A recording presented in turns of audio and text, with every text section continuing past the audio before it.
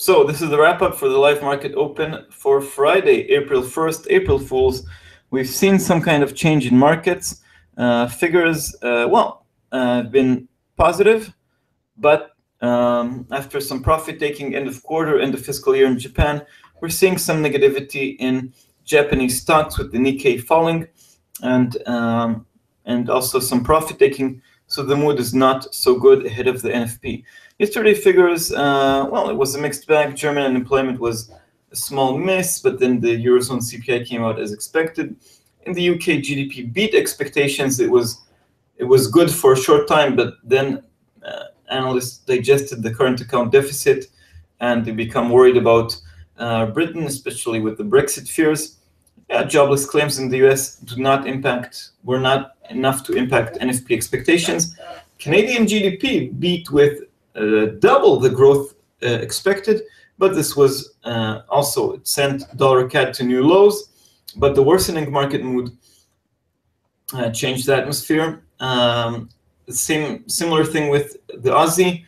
Chinese PMIs beat expectations, the official one and the unofficial one, but some kind of worsening mood, profit-taking, table turning, whatever you want to call it, means that the Aussie remains strong, looks good, but you would expect it to rise more, and this isn't happening. Okay, let's look at the charts and then talk about the big event for today, non-farm payrolls, in this wrap-up. So in euro dollar, the range is currently 113.65 to 114.10. 114.60 and 112.50 are the wider levels.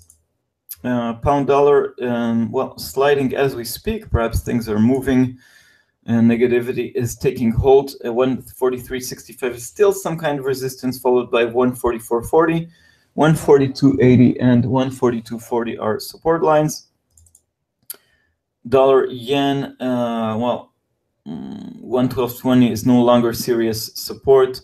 112 is support, followed, and on the upside 112.80. On the downside, 111 is still critical support, and 113.75 is resistance. Dollar CAD, we reached a new low yesterday, still above. We didn't reach the very critical line of 128.30.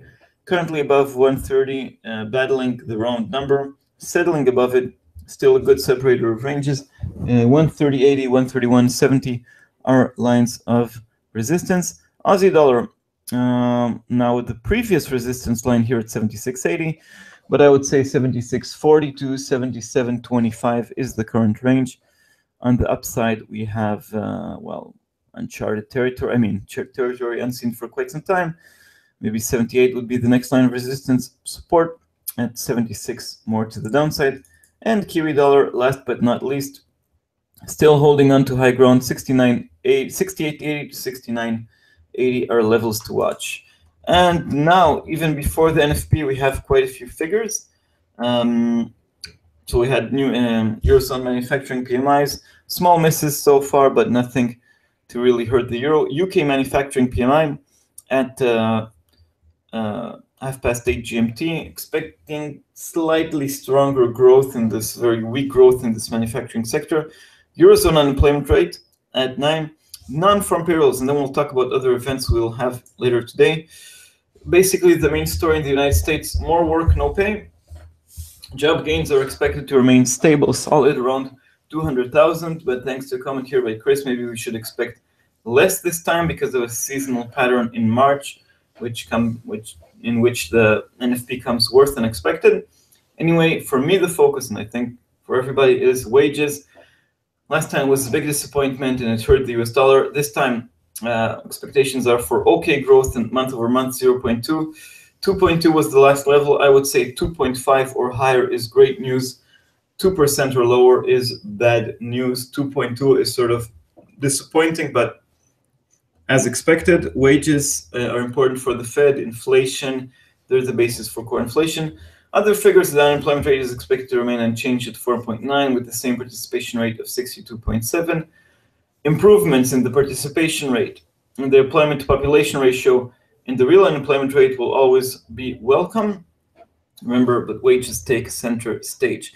I didn't mention before other events. We also have the ISM manufacturing PMI expected to climb back up above 50 points, back to growth territory, supporting. But usually this is a hint towards the non-farm payrolls, not this time because it's published afterwards. I still think it'll have a market impact. It does matter if it's in growth or contraction territory, but less than it used to be. The final University of Michigan's consumer sentiment, probably overshadowed not only by both figures, the ISM and the NFP. And we have a speech by Loretta Mester. She's a hawk. So if she goes hawkish, it will not be a big surprise. Anyway, she's not from the Troika, Yellen, Fisher, and Dudley. So she must say something really big to move markets. She will, of course, well, I hope, I'm not sure, that she'll react to the NFP. Okay, so the big event is the NFP, but it's a busy day in many other places. So that's the wrap up for today.